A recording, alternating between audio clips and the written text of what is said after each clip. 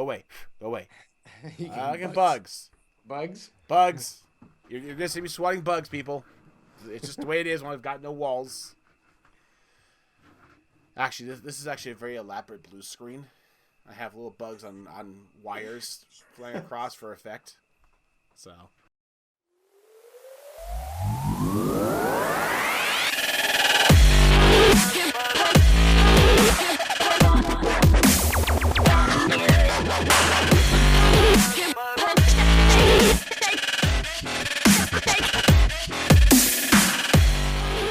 This is the BRG Podcast, episode 37 for September 19th, 2016.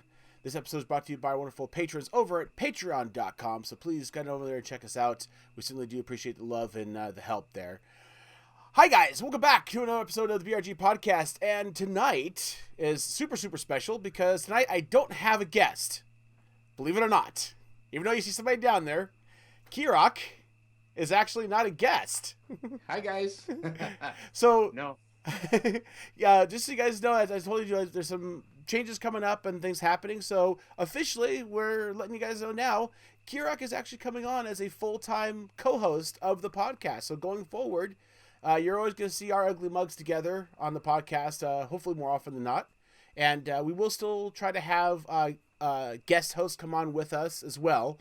But basically, Kirok has offered to help shoulder the burden, so to speak. So he'll be helping out, not only being a guest host on the podcast, but may help out with other things like planning, even editing sometimes, things like that. So I'm so happy to have you on board, man. I appreciate it. Thank you for having me. I'm looking forward to it. I am too. I've been wanting to do something like this, a collaboration of some sort, podcast. It would be awesome. It's awesome. It's awesome. I can't. It's fantastic. So I'm super stoked. Before we get into this though, guys, I want to take a few minutes and first of all is and actually get to know Kirok a little bit. So, Kirok, tell me a little about you, who you are. All right. Basically, I'm a gamer at heart. Love playing games. I'm not the greatest at games. I don't think any of us are. but I love different kinds like tactical puzzle games. Mostly my favorite are story-driven games, adventure games. Other than that, I like the great outdoors. I love camping. I love fishing. Usually do a one week vacation trip a year. Do some fishing up north. Drive about 8-10 hours north, and then you should come down here then. My backyard is a campground. Yeah, I know you're, and you know what? I'm super jealous of where you live because you showed me on thing and on Google Maps, and my God, I could never imagine Redwood Forest. what it's like. It's beautiful. I've never been to a real redwood forest though, so. Well, hopefully someday we'll be able to get a chance to actually link up in the real world. Cool. That'll be awesome. Other things are like I love taking stuff apart. Ever since I was a wee kid, I would take apart my toys, put them back together, see if they work still. So I love to tinker. I love to like computer stuff, especially is one of my favorite things to do. And other than that, I have a smoker, a nice little barbecue, and so I love barbecuing different meats, steaks.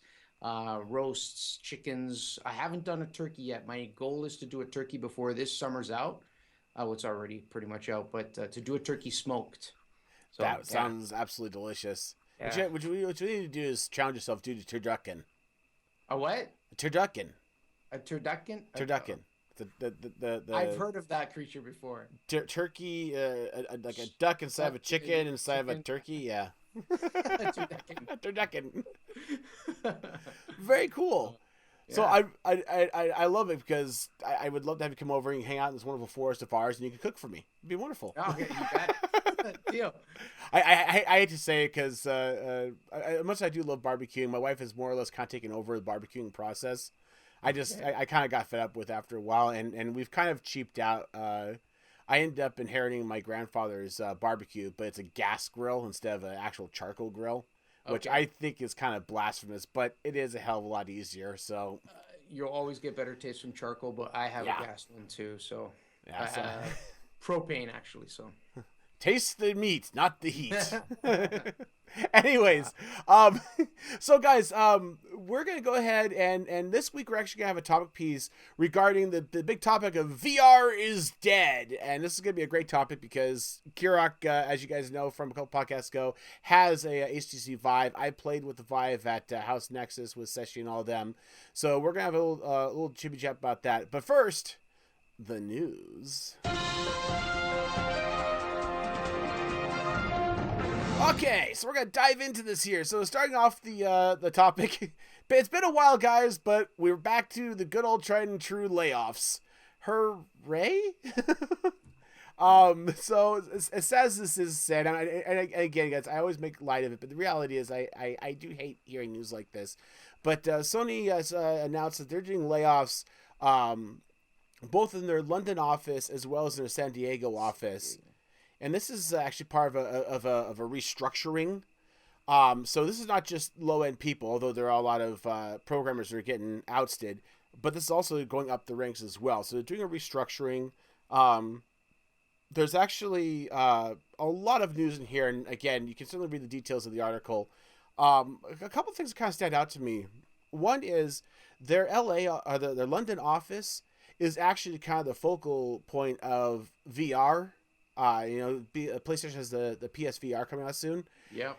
And so there's a little bit of concern here. People are like, hey, VR is coming out and you're already laying off the team that's working on VR titles.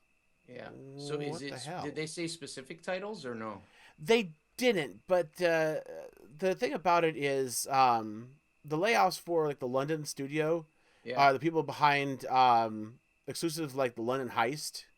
Okay. And other things like that, and they're the principal people behind the PSVR work. So no shit's going on there. There's some other games that have been noted that are games that already are out and exist. That they're basically getting rid of the entire staff that made it. So the game's still there. It's still playable. I forget which the name of the game is, but there's basically nobody there to work with it. So, this isn't something that happens like. It does happen often. Like I remember not too long ago watching other articles or videos online where after certain games were made, they laid off a whole bunch of other people as well. Yeah, and that's kind of a trend on this one too. They're saying is this is a typical life cycle of you bring a bunch of people in, help build out a game, and then lay off the staff because the game is done in dev. Exactly. So it's like if I wanted to become a video game developer, I would have to kind of tailor my life around that kind of expectation. Sadly, and that's what kind of scares me a little bit is the fact that it seems like you kind of it's almost like being contract work, except exactly. You get full benefits until you get ousted. I don't know. So there you go. Again, you can read more details in the article here in the show notes. But sorry guys. They did say they were going to try their best to help get everybody into new position or new jobs somewhere. Yeah, they always say that. I'm not really sure. They always say that. I know they always do. So in other news, some Steam users are getting sued over negative game reviews. So I use Steam. This article's a little wacko. Come on, I use Steam, and I'm not one to really go in and put reviews on games, but I think there's one game. I think it was Project Zomboid. I played it for hours and I really loved it. And I decided, you know what, this game's moved me so much that I'm going to put a review in there. And I put a review because it was a good situation. I put a positive spin on it because I enjoyed it. I've never really been moved to write a negative review, but there's a company, Digital Homicide, that put out. I don't remember the actual game. It's across the board. Oh, it's like whatever they create. So they put out a series of games, and people have been giving their honest opinion in the negative. And now these guys are trying to take them to court or try to sue them for negative reviews. This is something that Steam builds into their system for people to enjoy. Like, no, sorry, they want you to promote whether it's negative or bad. That's right? the whole idea of reviews. That's why all reviews have a thumbs up, thumbs down, or a positive, negative, or whatever. That's the way it's supposed to work. Apparently, there was one game that I remember watching another YouTuber video for Digital Homicide, and he just tore up the game that they made. Oh, Jim Sterling? Yeah, Jim Sterling. That's him. and he just tore up the game. And apparently, they had a back and forth. Regarding that. It was actually kind of fun to watch because I clicked through the different videos. Oh my god, it was such a little bitch fest. It was just sad. But yeah, I mean, and this is the same game studio. So this is Digital Homicide, and the really scary part too is that, it's actually an official lawsuit, and in the lawsuit, because they don't know the people's names, they're listing them as Jane and John Doe's by their usernames in Steam. Hmm. And we're talking like a huge list of people. What's kind of a little disturbing is this is actually an official filing, and they've actually are subpoenaing Valve to To give the real names? get the real names. Oh my goodness. uh, I mean, it's just I don't know what to say about this other than this is just it's Digital Homicide being a it's little drama ridiculous. queens again. Like if they're going after people who could potentially buy their game, who is ever going to buy another one of their games? Well, at the very least, I mean, I haven't exactly heard great things about any of their games. A lot of people are citing this they're half-assed games just to get um like cards or not cards Uh, little the game trophies or yeah, the little rewards or there. trophies. Yeah. I know Apparently, what you're talking. there's some monetization with people trading that stuff that they get a piece of. So everybody's accusing them of just trying to dump games on the market to get those little trophies out there so they get a little piece of the action. I don't know. Yeah, I don't know. I'm not gonna pretend to know. I don't play their games, and like you said, I don't really have much of a mind to just because of all this. So, yeah. um, So I there's there's more going on with Valve as well. yeah, this is kind of funny because just right before this hit, there's Yeah. actually an article about Valve making big changes to Steam reviews. They're actually angering developers. Now, this is interesting. I'm not sure how this is going to play with everything else, but basically what it is Valve is changing up their review, and so you guys understand the way Valve rating systems work is depending on the positive or negative reviews is what you get a game rating out of. Now, what Valve has done in the past is that, if you leave a review for a game, it weighs against that positive or negative. But what they're doing now is they're changing things up a little bit, which is if you got access to this game outside of Steam. So, say for example, if a game dev handed out keys outside of Steam to give to people, you can go to Steam, you can leave a review, Yeah. positive, negative, regardless, but that will not weight against the total The value, if you will. final value or rating of Exactly. it. Yeah. And so devs are getting a little angry about it. Now, in Valve's defense, and I say this a little bit tongue in cheek, because I'm not defending anybody here. In Valve's defense, the reason they give for it is because this is supposed to stem an issue with game devs doing exactly that. They're basically giving away keys outside of Steam For for good reviews. for favorable reviews. Exactly. Yes. Yeah. So they're trying to stem the flow of that. I'm not sure how much of a real big issue that is or not, but from what people are saying, this is negatively impacting, of course, the smaller indie studios more than anything, and it's making it harder for them to be basically seen.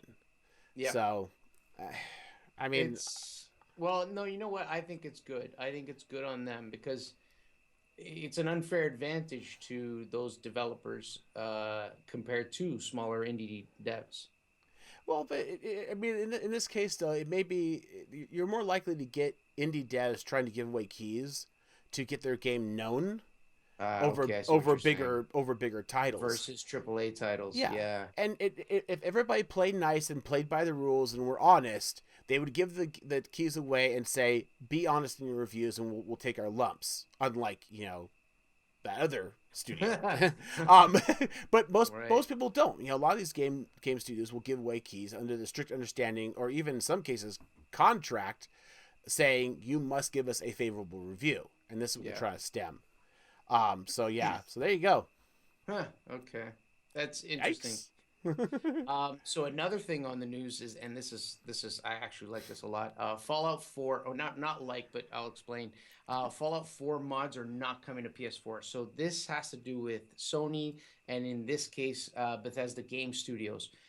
Bethesda came out and officially announced, and I'm going to read this quote for word as a quote. After months of discussion with Sony, we regret to say that while we have long been ready to offer mod support on PS4, Sony has informed us that they will not approve user mods the way they should work, where users can do anything they want for either Fallout 4 or Skyrim Special Edition. There's another little tidbit to it. Like you, we are disappointed by Sony's decision, given the considerable time and effort we have put into this project, and amount of time our fans have been waited for, or sorry, our fans have waited for mod support to arrive. We consider this an important initiative, and we hope to find other ways users can, and so on and so on. I'm gonna okay. But you get the point. Like It's sad is what this is, and this is very clearly this is Bethesda in this case pointing squarely at Sony and saying yeah, their fault, not ours. yeah, We not wanted ours. to do this, but Sony's making unreasonable expectations. So Sony's had a spotless track record, but over the last couple weeks, they've They just have? been stumbling left and right. Well, not spotless. You know what I mean. Where was that? Where did that spotless start and end? I'm a little confused. No, I mean they pulled ahead in the console wars, and now they're starting to stumble. And I think Microsoft's pouncing on that. I mean, look at after this announcement came out, I remember reading that Microsoft tweeted, "Oh, we have the mods on our system." oh, that's wonderful because there's a couple of game companies do this. We'll get to that in a little bit. But this is interesting because this goes back. There was an earlier conversation about mods on console platforms that were not even they were the mods from PC, but not by those mod makers. They're actually just being straight up ripped off. Okay. And put onto consoles. Another story, another time from previous, but nevertheless, so it's sad, and especially it is. And more and more between like this company suing people for negative reviews and this kind of finger pointing. This is big companies or even small indie studios acting like children. Yeah, it's. I'm sorry, but it is. But he did it, Mom. To that end, though, if you don't want to really deal with all the silliness of childness, then by golly, we have got the game mod for you. It's yes, mods. That's right. Very adult. Very adult. The Sims 4 sex mods. Interesting article. I'm just gonna say this and not really talk about too much here, which is go to the show notes on our website and go ahead and pull up the link because I'm very carefully scrolling here. I'm going to stop right there. I can't go any lower or I will actually get this episode pulled from YouTube because it's highly inappropriate. When I first saw this, I was not expecting that. I was like scrolling through and I was like, yeah, not safe for work. Do not click on link while at work unless you work at a porn company, I guess. Mental note: buy Sims 4. Hey, Linz, I've got a game for you. I think Linz plays Sims, so here's a mod ad. I wonder if they have like a Teledildonics sponsored link for this. I don't know. Hey, talking about consoles. Oh yes, Dreamcast. Everyone knows the Dreamcast Because it's the best console. I used to have it. I used to have it, and I kicked myself for selling it after about a year and a half that I owned it. But apparently, the Dreamcast is doing pretty good now in present day compared to what it was when it first came out. First came out September 9th, 1999, 0909 1999. Pretty awesome. Was discontinued March 31st, 2001, and it's doing well mainly in the homebrew area of gaming. So one of the cool things about this console is that you don't really need to modify it in any way. You just have to be able to write the game or convert the game over so that it understands it. You could just burn it to a CD, pop it in, and go. One of the more popular recent titles has been Cave Story, which is an awesome game. But it's amazing how something that just fizzled out and was the last console Sega ever made is kind of staying alive, just not letting go. Staying alive. No, sorry. Hey, you know what? It was sad to see Sony, or not Sony, sorry, Sega fold up when it comes to Yeah, consoles and just stick with games. But man, if you're gonna go out on a high note, that this was, yeah, it was a great console. it I'm was so a great sad and console. sorry they didn't make it. And so, kids, for people who don't know, Dreamcast basically just got outshadowed by the PlayStation One. Yeah, In which in its own right, PlayStation 1 was a great console. It's just the Dreamcast was forward thinking, a little bit too far ahead of its time. yeah, it was. It had a controller that you had this special little. Oh, geez, do I have something? It was about this big, and it was called a VMU. What does the Yes. VMU stand for? So in the controllers, you look at the picture Virtual right here, memory unit or guys. something like that. Yeah, and basically that little game, you could buy games, pop them into the console, play them, save the games to that memory unit. The MU stands for memory unit. I believe the V is virtual, but I don't know for sure. And you could then, on the road, take that VMU with you and play a certain aspect of the game, It's and then like go basically that back. mini game. Yeah, it was like it was amazing. It was so good, so It forward was thinking. it was great. Anyways, look up the Dreamcast on Wiki or whatever. It was fantastic. What was your favorite game on the Dreamcast? On the Dreamcast. Oh, this is gonna sound weird. It was a fishing game because I actually had the rod, and the rod was For me, it was it was Power Stones. okay. Have you ever played Okay. Power Stones? No, I Oh my haven't. god, best fighter game ever. Oh Best wow. fighter game ever. Look I it had up. It's Soul so worth Calibur it. on it too. I think it So was Soul. yes, it did, and that was another fantastic game. Yeah, yeah. So, anyways, but yeah, I love that. Now that was fantastic. So yeah, Now, keep a look at it. if only we could get someone to remaster BioShock on it. Oh baby, I never played this game, but I loved watching video of it. Which one's that? BioShock. BioShock? You Yep, haven't played it? haven't Okay. played it. So the reason I bring BioShock up is because it just hit stores on September 13th, a few days back, and it is a remastered version. You can buy it for Xbox One, PS4, and it's basically BioShock 1, BioShock 2, BioShock 3 Infinite. 1 and 2 have been remastered, so they got higher textures, higher um, uh, nicer, higher resolution graphics. And from what I hear, they've done a really good job with it. And the games were top notch back in the day. So, meaning they had a great storyline, they had fun playability. So, just making it look better would just add that icing on the cake. You know what I'm saying? Oh yeah. One of the things, though, that's pretty cool is if you already own Bioshock 1 and Bioshock 2 in Steam, you automatically get the remasters version. So if you haven't noticed, go to your library, check it out. Whoops, hit my microphone. Check it out, and you'll see where it says Bioshock, or right underneath it, it'll say Bioshock Remastered. Right underneath Bioshock 2, it'll say Bioshock Remastered or 2 Remastered. And Nice. yeah, it's pretty cool. It's really awesome. Um, let's put it this way. When I first bought BioShock, I played it for about an hour, put it down, and said, "This game sucks." Biosuck is what I called it. And but I bought it, so I was like, you know what? I spent the money. Let me play it. Played it. By the time the game ended, I fell in love. I stopped after I finished it, played it all over again, and it was amazing. And from that point forward, I Nice. just yeah, it was great. Great. It's really interesting. I'm looking at the video of the remastering. It looks really, really good.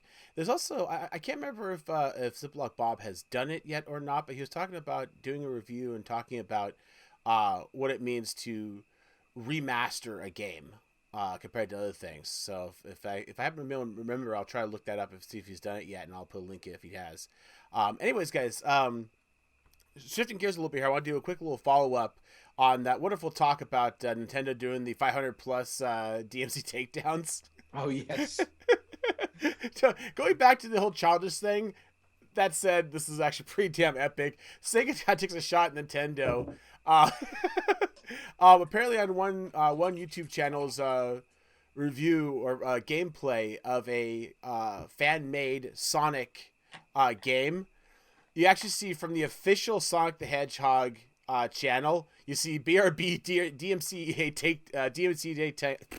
DMCA time.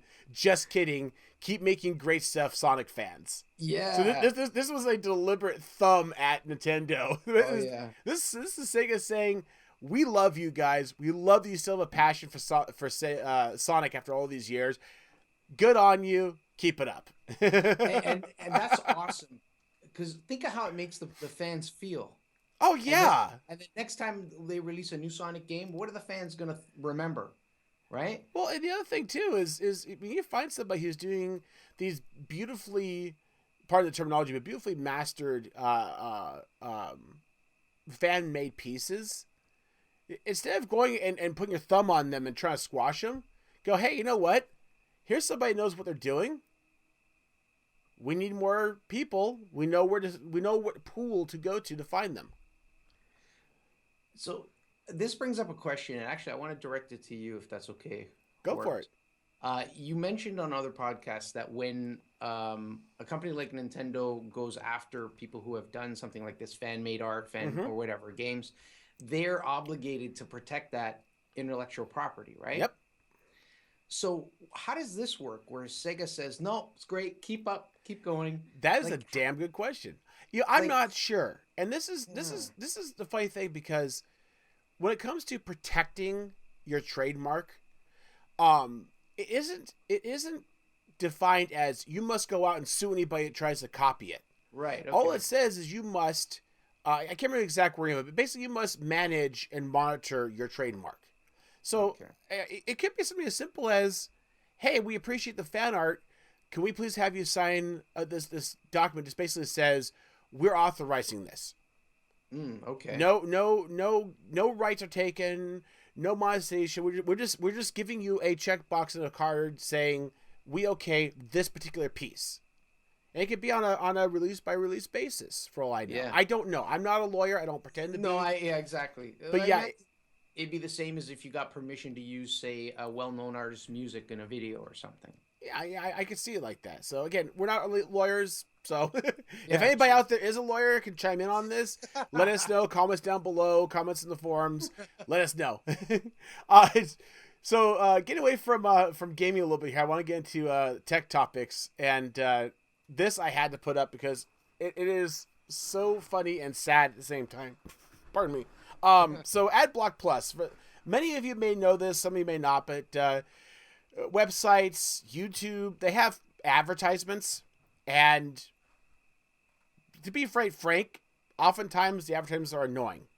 There is definitely a functional purpose to having an ad blocker sometimes. A legitimate example to give is I use it for the podcast, for example, because I don't want to have unknown content popping up on me during the podcast, because I've seen advertisements that come up on some of these sites that are highly inappropriate or just flat out obnoxious or whatever. That said, a lot of people tend to use ad blocks citing because those ads are in fact annoying. There's popovers, there's full screen blocks, there's all kind of things, and it's annoying. And so they use ad block to get rid of those, and I can understand that to a certain extent. Now, that said, please understand that the whole reason why these websites have this content, this ad content, is because that's how they run. You get to go to The Verge or to all these other sites because they're ad funded. You're not paying a fee to get to them. Now, an example with YouTube, I pay for YouTube Red, so I don't see ads, period. That's a whole nother story. But AdBlock Plus, being one of the most popular ad blockers out there, has recently decided we're going to sell our own ads. So if you use AdBlock Plus, they may go ahead and overlay their own advertisement over the content you're trying to watch. It's like, no, this is no good. Here, it will be, of course, quality advertisement, and they're very, very kind in that they are more than willing to partner with any site and give that partner site 80% of the revenue. What? We're gonna block your ads, but we're gonna run our own ads, and we will be more than happy to partner with you and give you 80% of the profits. You don't have to partner with us. We can take 100% of the profits. It's awesome. I would hate to see you miss out on the profits and revenue you could have. There's a word for this. What is that word? Extortion? That would be the word. Yeah, I hate to say it, but I now feel a little dirty having used this, and I may end up just for the Is sake it of one that you're principle. using? Ad blocker is the one you're using? Maybe. Uh, I'm really sorry. Again, on my regular browsing, I don't have any of them on there yeah, because I it's want to okay. promote. But I But you do have a do valid things. reason. I have a valid reason. I believe in paying my dues in that regard. I understand that I am being sold for them to be able to do this, quote, free for me. But that's why I do things like pay for, YouTube Red, and there's a Google pitch in where you can put a little money in, and they'll distribute that amongst the different places you go to for revenue. So there's things like that I do pay into. But anyways, I want to put that up to you guys. Give me your thoughts, because I find that to be kind of sad and sad by means of it feels really kind of extortionistic. Yeah, I agree. The first thing that crossed my mind was like, but that's like, no, you can't use the bridge. I'm sorry, but you can pay me. Use the bridge. So, anyways, guys, there is one other article, but I'm gonna go ahead and take a skip box. We're running a little bit long here, but the ones we missed will be in the show notes, so you can go check those out. I do want to take a quick break here and talk about our wonderful people over at Bridge Street Mining Co. You've seen them before. We've talked about them before. I want to bring them up again because they're still hot and heavy on the content. They're a great bunch of guys, and I love them to absolute death. They're hilarious as all get out. And they do a lot of different games across the board, including Rocket League and a whole bunch of new stuff that I haven't even seen. And of course, Minecraft. That's been their bread and butter to begin with. But there's a lot of other stuff coming up, like Civ 5 and so on, that they've been doing. So I definitely encourage you to head over there and check them out. They're a whole crew of guys that will upload to this channel here. So if you want to kind of be able to hit one-stop shop to see a lot of different content, this is definitely a channel it is worth checking out. So if you guys get a chance, head over to Breeze Street Mining Co. Check them out there. Give them a follow, give them a little love, give them a like. They will appreciate it. And of course, if you want to talk to these guys, head over to BRG's website and say hi to them, because they're all over there. mm. Yay! All right, guys. So we're gonna go ahead and dive into our main topic for the day here, and our main topic is actually again all about the death of VR. Maybe a little overstated. I don't know. That's VR dead? I believe it is. It's on the internet, so it must be true. It must be true. Yes, absolutely. If the internet says it's true, then it's true. Well, we got a couple of articles we pulled up here. And actually, it was a little bit of a challenge to find these articles at first, because you look up, VR is dead, and all you get is VR Dead and Alive, which had some lovely pictures, digital beam, but nevertheless. But this one here from Geek.com, Kirok found, and it goes through kind of their take and some input on the state of VR. I also found an article from Market Watch that is an opinion piece up front. But as you see, VR is a new trend that's already dead on arrival. And there's quite a few things being started around it. Like one of the things in that article, in the Geek article, is that they focus on in a few of the paragraphs is the cost, the barrier to entrance. Which is absolutely valid. And it is, absolutely. Like I bought the HTC Vive headset, and that's like $1,300 Canadian. And I have another piece of hardware to run that one piece of hardware, which is probably the same price. I can't remember how much I paid. Yeah, but like it is a steep hill to climb. It is, and to be fair, guys, we have talked about VR before, and we have talked about some of these shortcomings in terms of barrier to entry.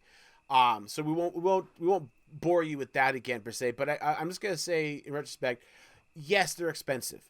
There's still new tech. This is still first generation. Everything I've ever seen that is genuine, honest to God, first generation into a whole new world is always going to be very expensive. Yeah. But there's already solutions out there that kind of touch on this.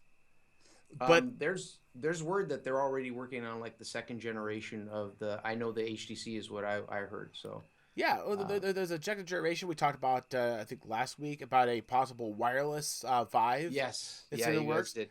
But there are other options out there. There's things like Google Cardboard.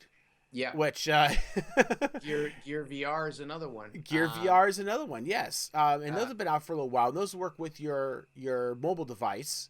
They give you VR. Now, I will say, admittedly, this is not like a alternative to the Vive by a stretch of imagination, but there are elements to VR. VR is not just games; there's a lot to it, and these are a valid element to it. And there's even one by Yahweh that has been preached about. So, but see here, okay, I want to bring something up. Here's the thing: these what you may call inferior VR experiences.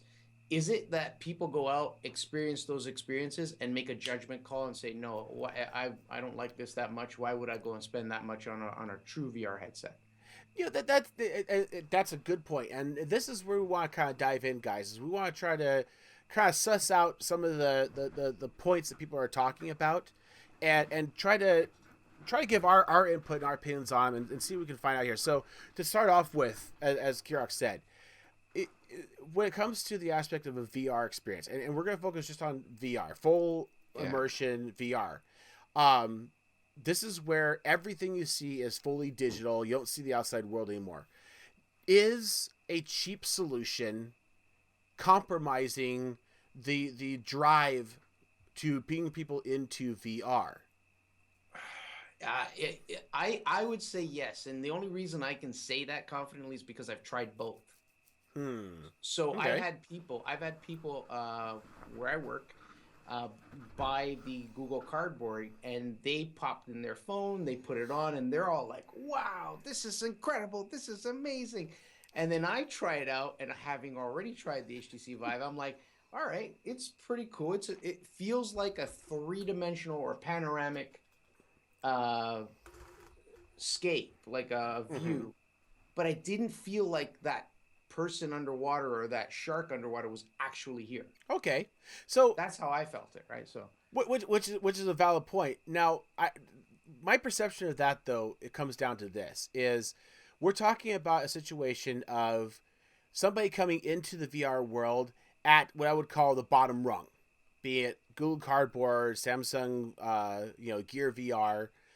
But for them, they can look at something like this and as you said, be impressed. Like, wow, this is actually pretty neat. I can turn around in space and I can see things moving.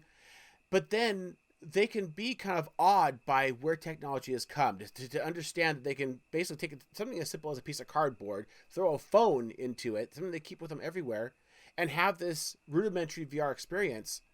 And then I would think be awed again when they step up and see something that's a little more it might actually elaborate. Act as the opposite, leading them to it. That's kind of with anything, right?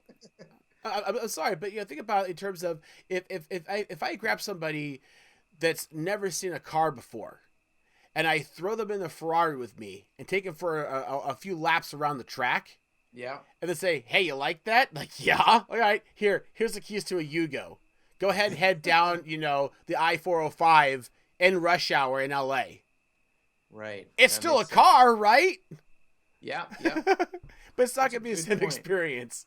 Yeah. So there is that. So there's one issue is, can fundamentally inferior technology ruin this for too many people? They get exposed to that, and then that kills it for them. And I guess the answer, at least my perception, is no, unless that inferior content actually sours them. Right. If somebody looks at a Gear VR and goes, "This is what everybody's talking about?" Ugh. Right. They may not take that next step. But I have one question for you, Kirok, is where is that cutoff at that point? If that is the case, does that mean that anything that's a phone-based system is going to ruin things? What about what I'll call mid-grade? What about things like the PSVR? That's not quite Vive. No, I had actually about 2 weeks ago, I had a chance to try the PSVR, finally. And I walked away feeling that it was slightly inferior to HTC, but walked away still thinking, yeah, I'm going to buy it. So, Sashi said the same thing, just for the record. So it's actually still a good system. You can tell there are differences. For instance, light was leaking in certain areas, so I had to really push the headset right up to my face. But it doesn't feel like you mentioned a toaster sucking your eyes out kind of thing. Wasn't quite the terms I used, but thanks for making it PC. Light can get in, therefore air gets in, therefore it's not as hot, and the headset's very, very, very, very comfortable. Graphics were a little bit. They actually tricked me, or at least it felt like they tricked me. It looked smoother, but I think they put some sort of like a, I don't know how, like a blur, a dither or something, anti-aliasing, or I can't even say that word right. Anti-aliasing. Aliasing, yeah. I think they did some trickery to make it look a little smoother than what it was, but it still looked. Don't get me wrong, it still looked good. So it's still a valid thing. Yeah, absolutely, absolutely. It'll still give a person the experience that they have something right in front of them or something coming right at them. It'll still feel that way. I just didn't get that from Google Cardboard. Okay, you know, and it's more cost effective than the Vive or the Oculus. Yeah. The setup for the PSVR is, I think, what, $399? $399, is that US? I think that's US. Well, yeah. Sorry, I speak in America dollars. America. I don't know the Canadian peso translation. Well, let me tell you, it's $530 or something, $540 here, Canadian. And if you want the kit that has the headset, the 2 controllers, and the camera, because you need the camera, it's a must. It's $700. And then there's been controversy about that as well. Plus, of course, you have to have the PlayStation to run it. And now this is where you get another thing. Just like with the Vive, you have to have the hardware and then have something to run it. Yes. Now, the PlayStation is inherently cheaper than a gaming rig. Good. I'm happy you brought that up. So there's that. But then there's also the whole controversy right now about the fact that you can use the PSVR on the original PlayStation or the PlayStation Slim, but the more expensive PlayStation Pro will run it better. So there's another issue when it comes to killing VR, is the murkiness of what works, what's compatible, what is minimum standards. And this is the other thing that could be a real big problem. This happens always. Anything new is trying to identify standards and make it easy enough for anybody, regardless of their technical prowess, to understand what they need. You know, people who go out and buy a PlayStation VR with their old PlayStation 4 and go, oh, okay, you know, should I have gotten the Pro? Should I spend the extra money and upgrade it? Should I waste the money on that? If I already have the PlayStation camera, do I buy the headset? It's muddled, and it's even more so with the Vive and all of them, because it's like you wouldn't go out and buy, a Del Vostro and go, yep, I'm ready. No, you're not. Not even close. Yeah. Well, see, I think where the PSVR has a little bit of an edge is the fact that there's like 40 million PlayStation owners already. Right? There's millions of freaking PC owners. No, I know, but if you have a PC that just can't run it, then you're going to be dropping coin not just on the headset, but upgrading that PC. Absolutely, right? Absolutely. If you have a PS4, that PS4 can run it. Because when I went and tried it out, that was a PS4, not a PS4 Pro, and it was fine. There was nothing wrong with it, right? So, yep. So yeah, I mean, the other thing aside from the hardware and the cost and barrier to entry is games. Yes. For example, I've gone through and literally combed through all the games available in Steam for the HTC Vive, and a big bulk of those games are just junk. Some of them are free. Not really built for it, or no, as in they're like most of them are indie type games. The games that you want to buy that are good and they kind of reflect a AAA type title are in and around the $40 range Canadian, and they're maybe a 4 to 5 hour experience compared to a AAA game, something like that, which is gonna get you playing for hours and hours. Certainly. But out of the selection of different games for VR, a lot of them tend to be, some are free, some are cheap, which reflects their quality, I think, to a degree. Some of them are cheap and doesn't reflect their quality. Some of them are great for a cheap amount, right? Yep. But there are a bunch of them that I wouldn't spend $5-6 on them because they're just, you could tell the person who put it together was probably trying to figure this out and make it work. And Well, sure, but I mean that happens with all games, right? it does, but I noticed like a higher degree, I think, on the VR ones for HTC. Mm-hmm. I don't know, maybe it's just me. Okay, but okay, so let's back up here for a minute. Now, Yeah. when it comes to games, there's a couple of facets within this that we could talk about. First is if the game is worth a poop. Well, that again, that's general. That can happen regardless of it being a VR game or not.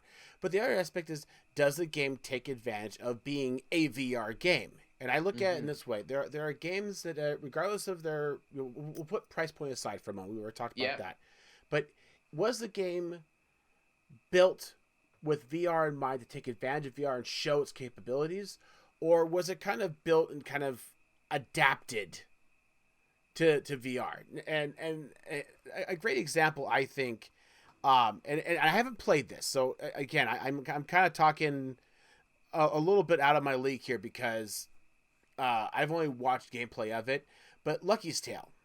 Yep. It's a cute game, and I've had a lot of people who have played it note that it is actually a fun game. The problem is, looking at it, watching the gameplay of it, I can watch it through YouTube in a 2D, flat screen experience. Yeah. I don't really get the VR part of it. And again, forgive me if somebody has played it and I'm wrong. Please tell me why I'm wrong. But it looks like a platformer that you could just have goggles on and look around while you're doing it. Yeah, I get you. So it's a matter of, are we creating games that we're slapping the label VR capable on it, but does it really need to be? Is it actually utilizing VR? Yeah. No, you got a good point there, because some games you can tell are games that have been kind of converted over to work with VR. Those kind of games I find tend to be the dangerous ones, where they don't take into account motion and motion sickness. There's the big thing. Yeah, but when you play a game that's actually designed to immerse you in an environment, you can tell whoever developed that game thought about it. They actually put themselves in that position, right? Valve has a great free it's called The Lab. It's a free tech demo / game. And when you're playing some of those games, you're in those games. You are part of that. It's not like you're sitting aside watching a 3-dimensional depth thing happening, kind of like is it Lucky's Tale? Yeah, Lucky's Tale. No, the lab is great. And this is another one of those ones where again, you talk about a game that was made specifically to really tout or show off the capacity of a VR game. This is what it was made for. And again, it's not a AAA game or anything like that. It was meant to be a game that had a bunch of little things in it, different types of games. And you can see from the video demos here how it looks and how it feels. Now they're doing a video overlay, green screen overlay, so you can kind of view kind of how it looks for the person in the VR experience. And a lot of these little mini games they have are fun, and because of the way the games work, they're meant to do what they do in a VR environment. You'd be remiss to try to do it in a non-VR world, because it wouldn't be the same thing. So there's that. But one of the things about that too is the gameplay ability in terms of issues that come up. And one of the things you brought up was Fate. Yes, Fated. I'm playing Fated. The Silent Oath.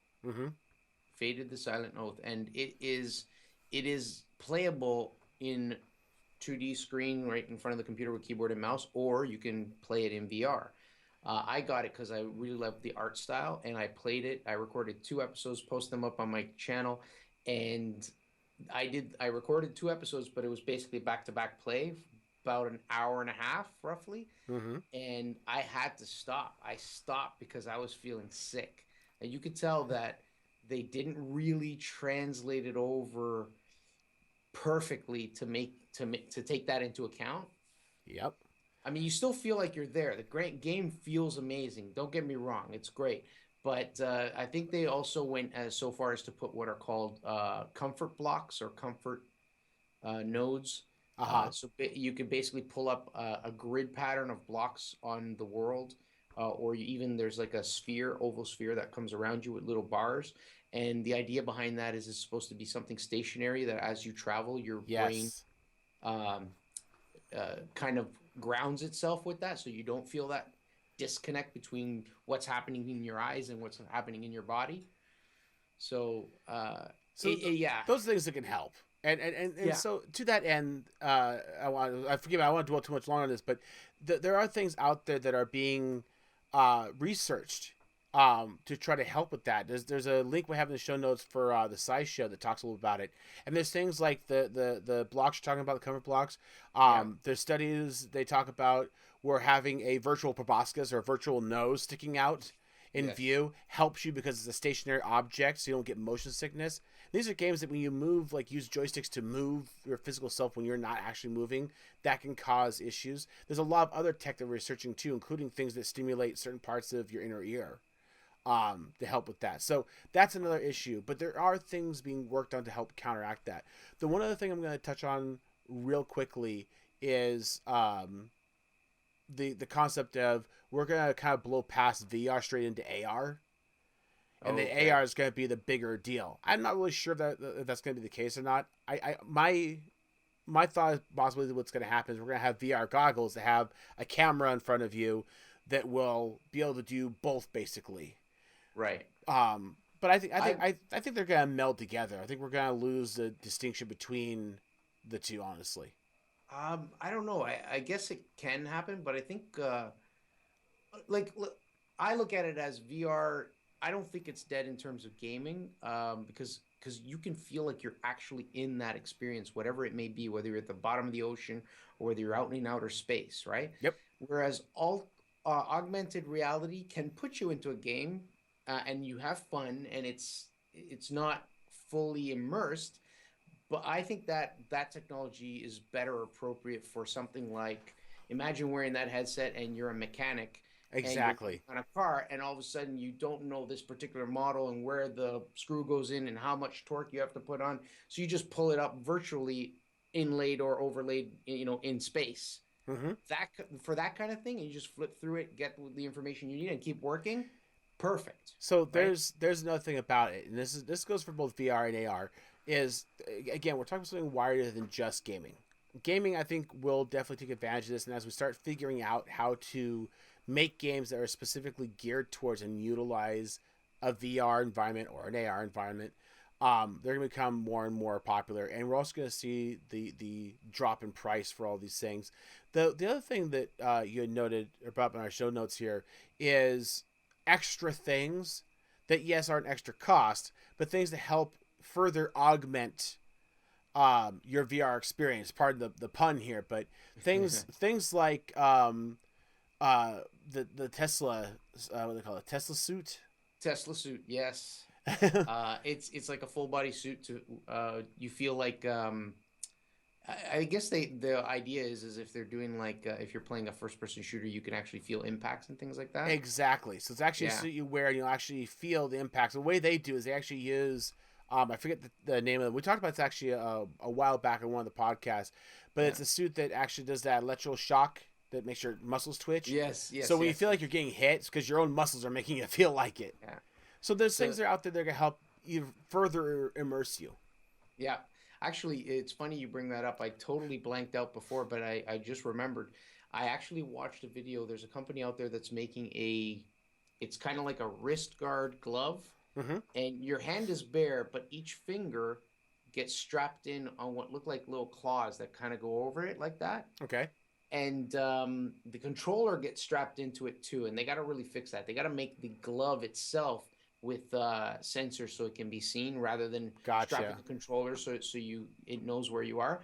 But the whole point behind it is when you reach to grab something that's solid and you put your finger around it, but it's not solid because it's not in the virtual world, that glove will actually pull your fingers back to match the size of that object in the virtual world, and you can push hard and you'll feel whether it's squishy and soft or whether it's hard like a Wow. rock. It's pretty freaky. That's actually Pretty kind of freaky. cool. So, Yeah. there are more things that are going to be coming down the pipe that are going to help further the experience, which I think is going to be another drawing factor. And again, all this tech will start to get cheaper over time, but there's already a lot of good games out there. One I'm really impressed with is the videos I've watched from you actually, which is was it hot dogs and hand grenades or something like that? Hot dogs, horseshoes, and hand grenades. Yeah. That's an amazingly in-depth and detailed thing. But imagine taking that game, having that full bodysuit on, where you can actually have that glove that makes you feel like you're actually holding something. You put the gun up Yes. against your shoulder. When you fire, you actually feel the recoil. Yeah. You know, that's That kind of things that'll come down the pipe. yeah. So I hate to cut it short here. I don't want to run too long here, but we've talked about, you know, the invasion of alternatives like AR. We've talked about the cost. We've talked about the bum experience from lesser hardware. In your opinion, is Is it dead? VR dead? Is it dead on arrival? Uh, Is it going to fade away again like VR has every time in the last two, three no, decades? I don't think so. It's a genie out of the bottle. It's out. What I think will happen is it's going to take some time for it to catch on because they're going to have to reiterate new hardware, cheaper price, better specs. New hardware, cheaper price, better specs. If they're on a cycle of maybe once a year, once every 2 years, then it's got a pretty good chance of becoming mainstream. It probably really should cycle somewhat often. I know it's gonna be painful for people who paid a lot of money into it, Yeah, but I it's know. again, it's new tech. It's gonna have to. So I agree with you. I don't think VR is dead by any stretch of imagination. It is gonna be slow to pick up because it is a bigger cost item. It's not your Yeah, $2 pet rock. It's gonna take a little bit to get into. The things I could definitely see being important here. One is finding ways to resolve the negatives, being the motion sickness, yeah. um, Tethered. the tether. Yeah, Yeah, wireless has got to be a thing, and the cost. yeah, I honestly think those are making it cheaper, making it not have the negatives in terms of the motionless, and making it more comfortable in terms of not being a toaster trying to rape your face, and not having an umbilical cord connected to you like the Matrix is going to be the key things there. Once we've adapted that, then it's going to be gloves off and straight on into tomorrow. yeah. If they do that on a fairly rapid cycle in terms of improving the hardware in those ways, uh, those who skipped out on buying it this time around will Mm-hmm. probably then go, hey, you know what? Looks a lot better. It's lighter. It's no wires. I'm going to spend the $800. Well, I'm talking Canadian dollars as opposed to $1,300 this time around, right? Please, it's American dollars versus Canadian pesos. Let's just get that straight now. Anyways, guys, that's our take on it. Again, we would certainly welcome your responses. You can chat down the comments down below, or you can leave us comments on the BRG website and the forums. We certainly welcome that. I want to leave you with a quick little fun thing here: the Star Wars Simon lookalike Vader that plays the Imperial March. Go ahead, hit the link, and check this out and watch the video. It's funny as all get out. I think I kind of want one of these, It's so cool. It is so cool. It is really. And you can get the notes for this as well as everything else on the BRG website, brg.com. And we also have the forums here, which again will be in the show notes in the YouTube channel. So you can get to this. You can see all the show notes for the different episodes. We have moved back to our old website architecture because the new one we tried to launch just wasn't working right. So we're back to the good old tried and true here for now. But you can find out everything you need to know about there. Also, guys, again, we have wonderful Kirok here, who's now going to be here religiously every Yes. single week without fail. Okay. Kirok, what's going on with you, my friend? Me. I got vacation coming up. Thank God, finally need some time off. But I'm taking it. I'm taking it in early October, so I'm gonna be able to play some games and record some stuff and do some things. Sweet. What are you playing? Yeah. Right now, I've been playing a little bit of No Man's Sky. Believe it or Really? not, yeah, my guilty pleasure has been Minecraft on my PS Vita. Exactly. It's like riding a scooter, man. It may be fun, but don't admit it. Dude, it's fun. I'm playing it, and then now I've stopped because the cows despawn. Like, seriously? Come on. So, anyways, yeah, I don't know. There was a different rule in the Minecraft world. It's a certain space. Never mind. It's okay. Anyways. But I'm taking the time off because I have never ever taken my birthday off, and my birthday's in the vacation time. It's actually my birthday and my dad coming up, so. Oh, very cool. Awesome. Well, happy unbirthday for right now. Thank you. Yeah, so other than that, I'm going to be playing some more Minecraft and Creativerse and some VR as well. So. Awesome. And you're part of a bigger group. Yeah, the bigger group I am a part of is Project Singularity. We actually have a website. It's project-singularity.com. You can find the dash. Me. Yeah, you can find me there, and you can find all the other members from Project Singularity as well. And you can even see my YouTube channel. It's just Kurok Craft. So just do a search on YouTube. And I'm also on Twitter under Kurok Craft as well. So you can go out there and find him, follow him, love him, thumbs up him, whatever you need to do. Kurok, I am so happy to have you on board. It's wonderful. I myself, guys, renovation. Still have blank wall back here. I'm hoping to have that fixed this weekend. Wait. Is not a green screen? No, it's not. Wait, hold on. Look, arm goes through it. Woo. But yeah, so I'm working on that. I do have my YouTube channel, but again, right now it's kind of dead because of it. My focus has been on the podcast. As a matter of fact, with Kurok coming on board, part of him coming on board to help me out is going to be helping me work on the BRG Podcast 2.0, which basically what that's going to be is I have absolutely no idea. But Kurok is coming on board. We've already had one session to kind of kick it off and talking about, some ideas and plans for things both on the back end for helping make things easier for us as well as on the front end for a revamp, new visual, maybe a new format. I don't know, but we'll be working on that. I would like to see something come about somewhere around the new year, but the fact of the matter is this is a hobby for us. It's not our career, so we can't devote all our time to it, but we'll devote what we can to it. So we were saying a very soft timeline of whenever, and we guarantee and promise that we will have it out by whenever. I will make that pledge to you right now. Guys, as always, we are a part of the greater whole, being the BRG gaming group. We are a collective of not just individuals, but other groups. As you know, there are plenty of people from Project Singularity that are also a part of BRG, as well as things like Bridge Street Mining Co., the Grumpy Owls, iCrafters, etc. And we encourage everybody to come here to be a part of the BRG community, not just as individuals, but also representing their greater wholes, so that these greater wholes can connect with each other and create and collaborate. So that's what BRG is, and we want to encourage that.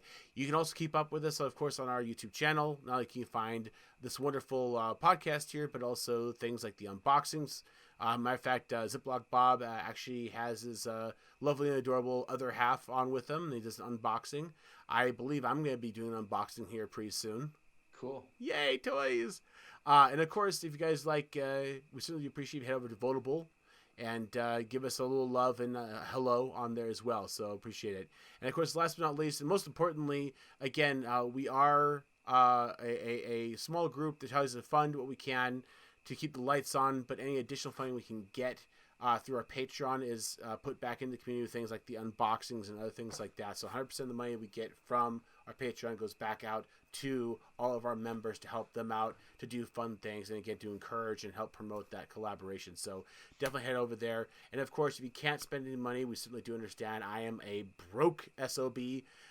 But just giving us a little love, giving us a thumbs up, giving us a like, giving us a shout on Twitter, on the Facebooks, on the whatever the new thing the kids are doing nowadays. We appreciate. So thank you very much. Kurok, my friend, I am just over the moon giddy to have you on, man. I cannot even begin to tell you. I'm super excited myself. I'm very happy. So also, guys, Kurok's very modest. He doesn't say about everything he does. He actually does have other stuff he's working on and hopefully have going on as well in terms of other types of podcasting stuff. So stay tuned to his channel. Stay tuned to his Twitter. You'll certainly hear a lot more about that as well. And hopefully we'll have more for you soon. Anyways, guys, have a good night, and we'll catch you next week. Bye.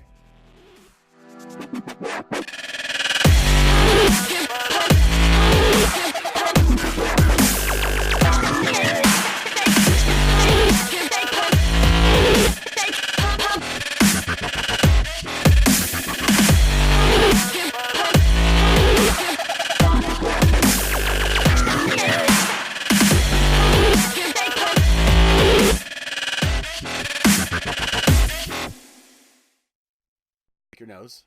I always have rights to use it. Beautiful, as always. The obligatory nose picking of every recording. All right. Hopefully I can do this in one take. Yeah, right. All right. You ready for this? Rock and roll.